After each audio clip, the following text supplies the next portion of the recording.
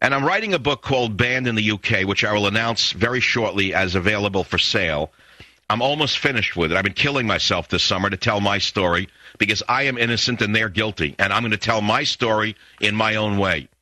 I wrote a page over the weekend, August 8th, 2009. I'm going to read it to you. Tell me what you think of it. Preface to Banned in Britain. I've led a somewhat charmed life until now. With a few bumps, I finally hit a stone wall. The old stone walls of monarchic England. Our original oppressive ruler, now quasi-Marxist do-gooders fearing for their lives, picking on the innocent to protect the liberty of the guilty. Overrun by the insanity of their own policies of ultra-tolerance, they choose intolerance as a quick defense. The once proud British of Churchill, the victors in the Battle of Britain, where so many flowers of Cambridge and Oxford nobly sacrificed their lives, now reduced to broken flower pots of people ruling Britannia, overrun by people who hate them, hate their race, hate their whiteness. The broken shards of England choose to condemn an American patriot, a man who speaks of borders, of language, of culture. He is now the enemy of the shards of England's pride. He is the sum total of all that threatens the island's survival. This free spirit, ensnared by the descendants of those bold Norsemen now fallen, their clay feet crumbling, Michael Savage. That's the opening to Banned in Britain. I hope you liked it. 1-800-449-8255 is the phone number, 1-800-449-8255. I know you're not going to call to talk about that because you didn't hear about it from the golfer, the wall banger, or the hemorrhoid. But I have an obligation to defend myself, and I will do so right on this show. I will do it every day until I am finally free at last. This is the biggest story in the history of the American media. I'll repeat that. My story is the biggest story in the history of the American media, yet it has been covered up. And why do I say it's the biggest story? Because I, a member of the American media, whether you want to accept it or not, I am a member of the American media. I have been banned from a Western democracy for exercising my free speech. So when you hear the protesters around America being called Nazis, fascist, un-American, Ku Klux Klan members, a racist, etc., by all of the illiberal phonies like, well, I don't have to read their names. You know who they are. The entire left-wing cabal now running America like a Stalinist dictatorship. They are now condemning Americans for expressing their freedom of speech.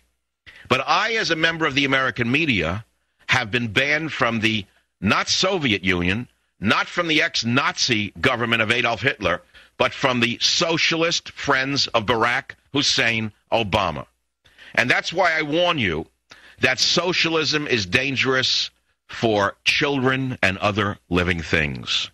Socialism is dangerous for children and other living things. It will crush the life out of you. It will crush the life out of your children. You'll be living not in a black and white movie, but in a still picture. A picture of an America that never existed, an America that was never supposed to exist. It will be a postage stamp of Poland in the 1950s before this fraudulent president of ours gets through with you unless you stop him. But it's starting to get to me. I'm overworking. The Britain thing is working on me, and I don't like what it's doing to me. I may have to take a few weeks off from radio, and I may, in fact, do the last 2 weeks of August. I need a breather from all of this. But until then, I'm going to give you everything I've got. As they say, when you bait your hook with your heart, the fish always bite. There's no in-between with me. Either it's a whole show or no show. There's no half show, quarter show, three-quarter show. There's no four-fifths a man with Michael Savage. I can't give you the exact number, but on my website alone, the book Psychological Nudity, which is available only on my website in hardcover, let's say it's outsold 99% of authors in the history of American literature. Let's put it to you that way.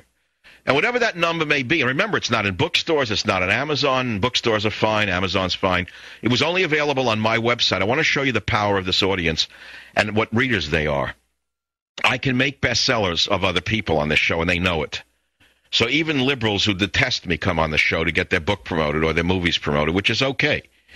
Whatever the number may be, okay, people are estimating that the book that I'm about to launch, called Banned in Britain, And the cover, actually, you can see it on michaelsavage.com. It's me with a piece of tape over my mouth with a Big Ben behind me. I'm not promoting the book at all. I should be. I'm sorry I should be. You should save this, by the way, for when the book's ready, because I'll be out of breath by then. They estimate that this book will outsell the other book 2-1, because although Psychological Nudity is a wonderful 72 stories from the radio of my childhood and whatnot, it wasn't as political as this book is going to be, and it wasn't as important as this book is going to be, because the book banned in Britain is not only about my battle with the fascist Labour government of England, the friends of Obama. This is about the battle for free speech that is occurring throughout the Western countries right now. Because what I have discovered in researching this book is that the reason I was banned in England is because I am an enemy of the New World Order. The New World Order does not want freedom of speech. They want freedom of speech suppressed. In order for the Leninists to take over the entire world, they must suppress free speech. That's why these town hall meetings are blowing up in their faces. The reason the town hall meetings are blowing up in their faces is because the people have had it up to here with Obama, the dictator, and they're letting the minions of Obama, the senators and the congressmen going out to pimp for the socialized medicine, know what they think of them. And let me tell you something, America has changed for the better. What's intriguing to me is that you have a city like San Francisco, which has had one riot after another from paid protesters, paid by the Democrat Party, paid protesters from the Communist Party, paid protesters from the unions. One after the other, they've attacked one group after another in this city, and the newspapers thought it was just fine. But the minute a few old people stand up in wheelchairs with sons crippled in wheelchairs from muscular dystrophy, these actual Americans, not the paid stooge protesters of the left Democrat machine, the actual American voices are being called un-American, fascist, Ku Klux Klan. It just shows you who's running America. Shame on you, Nancy Pelosi. You have a white sheet on your soul. I'll be right back. Savage.